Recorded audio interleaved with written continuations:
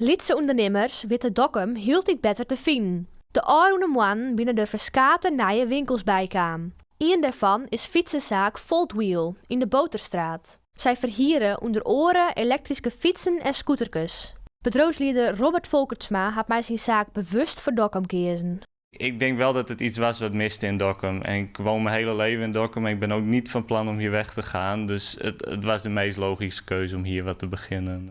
Oren-nijkommer is Lotus Lingerie in de Hoogstraat. Eigenaar Andrea Bloem verneemt dat mensen zich weer verlet hebben van lietsere boutiquejes met persoonlijke aandacht en advies.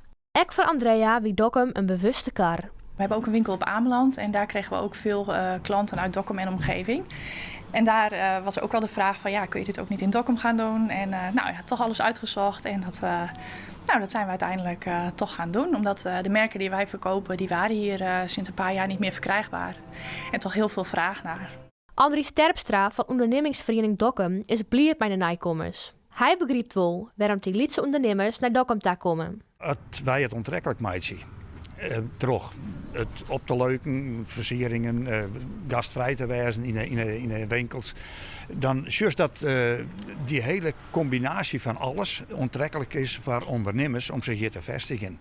Grutteketens komen er voor eerst net, denkt Terpstra. Voor haren is Dokkum meestentijds net rendabel. Voor de lietse ondernemers leidt dat oors. Die lietsere winkels, die vinden het wel interessant om hier te wijzen. Die zorgen dat je behoorlijk te verzinnen is.